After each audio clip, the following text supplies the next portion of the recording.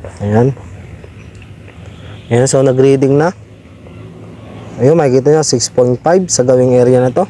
So pasok na pasok pa rin sa ating neutral.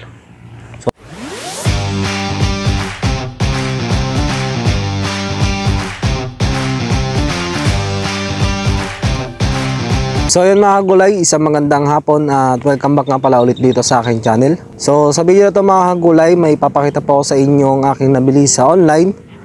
At ito nga yung soil tester. Soil tester na to mga kagulay ay ating magagamit kung malalaman natin kung acidic ba or alkaline ba yung ating mga tinataniman. So bali mga kagulay, bago ko naman to binili mga kagulay, nagkaroon din ako ng pag-research dito kung accurate ba yung nakukuha nitong reading sa ating mga lupa. So bali mga kagulay, sa paghahanap ko nga, kapapanood ko ng mga review about dito, marami naman nagsasabi na accurate naman lahat nung nakukuha reading dito sa ating nabiling soil tester analyzer. So bali mga kagulay, hindi lang naman ito tester na acidic lang yung ating mami-measure. So bali mga kagulay, yung plus pa dito dahil nga ito ay 4-in-1, ang mini-measure pa po nito yung ating sunlight. Andyan po yung moisture at saka yung temperature. So bali inuna ko na nga yung pH level para po yun naman yung ating pinopoint dito sa video na to, para po mapakita ko sa inyo kung alkaline pa ba or acidic na yung aming mga tinataniman. So bukod nga dito mga kagulay, dahil nga gumagamit ako ng Growers Bet 1000 Plus, so dito mga kagulay ay papakita ko sa inyo okay gamitin yung Growers Bet 1000 Plus. So bali mga kagulay, papaliwanag ko rin po sa inyo ang ibig sabihin po nung acidic na lupa at yung alkaline. So bali mga kagulay, sa video na to mga kagulay ay tatalakayin din natin kung ano ba nagiging epekto pagka acidic po yung ating mga lupa at sobra naman po sa alkaline ang ating mga lupa.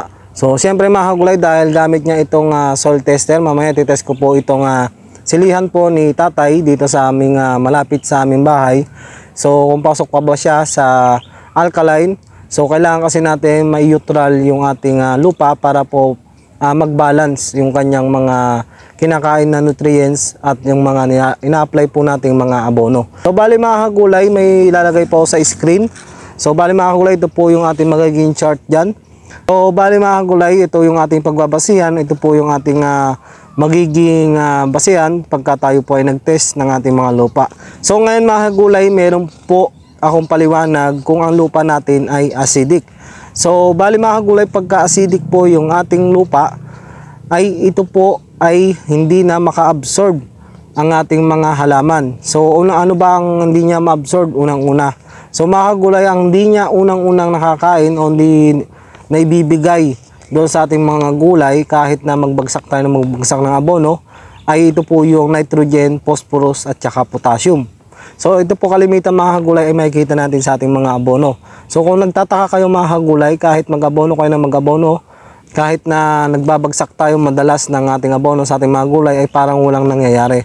Kasi pagka acidic po ang ating lupa, ay hindi na po ma-absorb ng ating mga gulay at di po maibigay ng maganda ng lupa yung kailangan ng ating mga pananim. So bali mga kagulay, nalulusaw na lang po ito ng maasim na lupa. Kaya hindi po parang kahit magpataba po tayo ay wala pong nangyayari. Hindi po nakukuha yung pagkabansot at hindi po masyadong kumakapal na ating mga gulay pagka acidic po yung ating mga lupa. So bali mga gulay, dito naman sa ating neutral, so ito po yung balance na lupa na talagang hindi siya sobra sa alkaline, hindi po siya acidic. So ito po ang kailangan natin sa mga lupa para makain ng ating mga gulay yung ating lahat, ating i-apply na mga nutrients at mga abono sa ating mga lupa. So para makain po ng maayos, at doon po natin makikita yung ating mga gulay ay ating napapaganda at talagang napapabunga natin ng madami. So ngayon mga kagulay, pag-usapan naman natin kung paano kung sobra naman sa alkaline yung ating lupa. So bali ang magiging epekto naman ito mga kagulay ay pagka mataas po yung ating alkaline elements po na hindi po ma-absorb naman ng ating mga gulay. So ito po yung iron, zinc, copper, boron, phosphorus. O yan po karaniwan na hindi na nakakain natin mga lupa pagka sobra naman po ito sa alkaline. Bali sa pinakita kong chart sa inyo mga kagulay, Iisa lang po ang sinasabi ko dito na sana yung ating mga area po ay nasa 5.5 hanggang 7 ang neutral na alkaline level dapat para po mag-balance yung ating lupa. So yun nga mga kagulay, nandito po ako sa may siling Taiwan ni Tatay. At ito mga kagulay, hindi po ito na-applyan ng GourceBet 1000 Plus. At yun po yung aming ginagamit na foliar fertilizer ngayon dahil ito nga po ay merong alkaline na 7.4. So bali ito mga kagulay, hindi pa namin ina-applyan. So okay naman itong sili, maganda naman talbos. So titest natin ito mga kagulay kung medyo acidic ba siya or sobra na sa alkaline. Kasi naman sa aking nakikita ngayon sa aming tanim na sili, mukhang okay naman siya. So mas maganda pa rin na malaman natin kung acidic pa ba yung ating lupa. At kung acidic nga to ay kailangan na mag-apply ng GourceBet 1000 Plus para mapabalik sa neutral yung ating lupa. So kapag neutral yung ating lupa, dito po makakatipid na po tayo sa pag-apply ng mga abono at mga nutrients na kailangan ng ating mga gulay. So bali mga gulay, ang point ko dito mga kagulay, yung paggamit niya ng GourceBet ay medyo madami nagtatanong sa akin kung kailangan pa ba mag-apply ng mga abono at kailangan pa ba mag-apply ng insecticide. So bali ang GourceBet 1000 Plus po ay meron po siyang pH level na 7.4. So kung ito pong area na to ay acidic, so makikita natin dito kung magbabago nga ba ito pagka na-applyan na nga ng GourceBet 1000 Plus dahil talagang hinintay namin itong panteste na to para matry po talaga namin. So bali mga kagulay, bukas ay apply nito, unang apply dito sa may sili para mapakita ko sa inyo kung magbabago nga ba ang pH level nitong area na to. So makikita nyo nga na medyo mabato yung area na to at dito sa gawing taas medyo kalupaan. So ititest natin to para makita po natin. Tapos abangan nyo na lang yung update ko sa aking YouTube channel. So mag-update tayo dito mga kagulay pagka ito nga ay bukas ma-applyan na ng GourceBet. Siyempre sa may sili, ayan, so makikita nyo maberde. So tignan natin pagka na-applyan pa yan ng GourceBet 1000 Plus kung ano pa magiging resulta. So ngayon mga kagulay, titest na natin itong area at may tanim na sili. So i-on natin. So bali makikita nyo mga kagulay dito, yung mini-measure nga niya itong sunlight. Ayan, yung nasa taas. Ayan, so low tayo dahil medyo hapon niya, wala naman ng araw.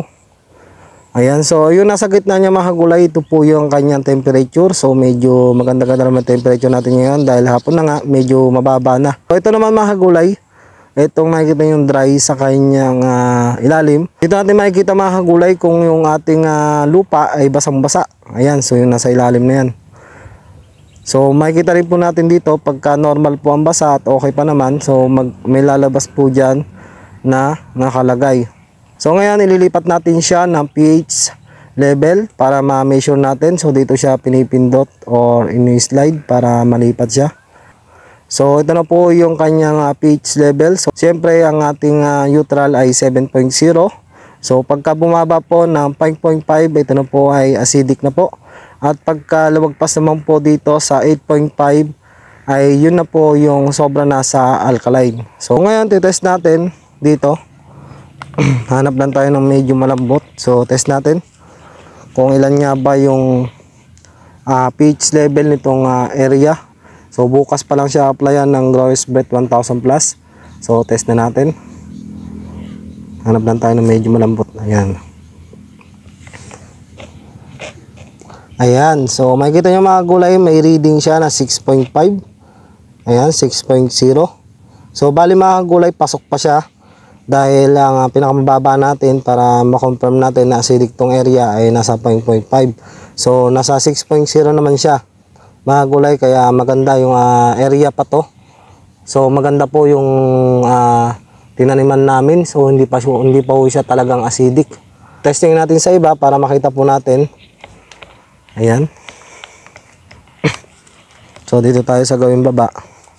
So hindi naman kasi lahat ay pare-parehas ng alkaline. So bali mga gulay, para makita lang po talaga natin yung magtutusok tayo sa ibang area para makita lang po natin at may basehan tayo kung talagang acidic ba or pasok pa ba sa alkaline yung ating area. Ayan, tutusok lang natin. So medyo mababaw, makikita nyo medyo mabato kasi kaya medyo mahirap itusok. So hanap tayo ng medyo malambot, so dito tayo. Ayan, ayan, so nag-reading na. Ayun, makikita nyo 6.5 sa gawing area na to. So pasok na pasok pa rin sa ating neutral. So nakagitna pa rin yung ating area, kaya maganda ang absorb ng ating tinataniman.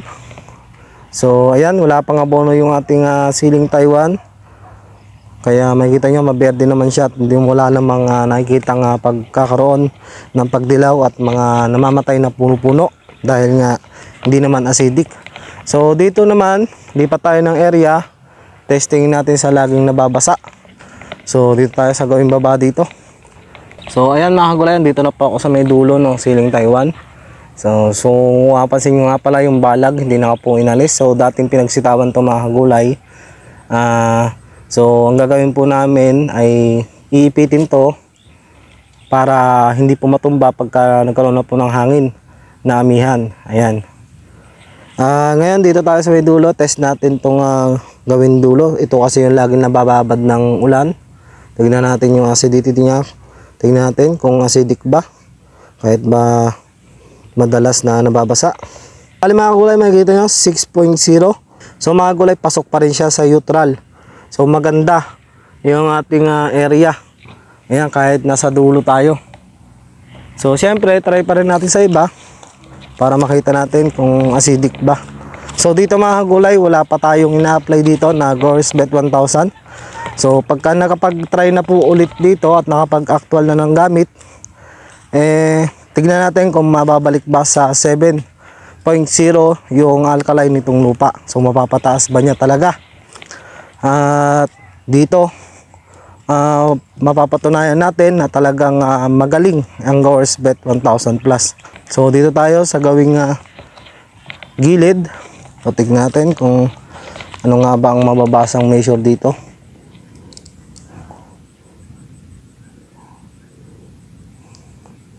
Ayan, 6.5. So medyo mas maganda dito sa area na to. Ayan, 6.5. So hindi naman siya bumababa ng 5.5. So pasok pa rin naman, pero dapat apply na rin natin to na alkaline para ma-neutral yung ating area. So yung sa sitaw, titest ko rin po yun. So sa ibang araw na po siguro dahil medyo hapon na. Ayan, so yan po yung nagagawa o na-measure natin dito sa ating pan-tester. So dito naman tayo sa may taas, kung acidic ba yung area na to, kung kailangan ba niyang kung kaya't so dito makikita natin kung acidic ba to or hindi. So tusok tayo dito sa laging nabababad.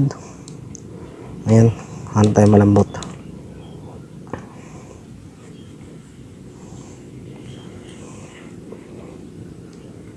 Ayan, so makikita nyo mga gulay, nasa 6.0 pa rin. So pasok na pasok pa rin. Pero siyempre neutral nga ay 7.0. So hanap pa rin tayo dito kung mayroon bang acidic na area. So dito tayo sa gilid. So pansin ko medyo maliliit dito sa gawin na to. Tingnan natin kung gaano ang level ng kanyang alkaline, kung kailangan ba nating ispirahan ng Goresbet. So tingnan natin. Ayan, 6.0 pa rin. So ngayon nalaman ko mga gulay, hindi po acidic yung ating tinataniman ngayon na gulay. So yun, sana kahit paano meron po ako na-share sa inyo at maipakita ko rin po sa inyo ating gamit na pang measure kung acidic na ba yung ating area. Ayan. So sa sitaw, abangan nyo yung aking pag-measure yun doon sa aking inalagaan ng Goresbet 1000 plus. Ayan, so sa ibang araw ko na siya gagawa ng video, pero gagamitan natin to ng tester. Ayan, kasi yung sitaw natin medyo bata pa lang ay talagang inalagaan na natin ng Goresbet 1000 plus. So tignan natin yung area na yun kung sobra na ba sa alkaline. So hanggang dito lang yung aking video. to, wala pang growers bet to, pero okay naman yung area. Pero applyan din namin to. Applyan din namin para may actual sa inyo sa sili, yung pasbet 1000 plus. At yung sa sitaw, yun ang inalagaan ko. So titest natin kung sobra na sa alkaline yung ating tinaniman ng sitaw. So kailangan ba natin mag-control sa pag-apply ng growers bet 1000 plus. So yun, hanggang dito na lang at maraming salamat mga kagulay.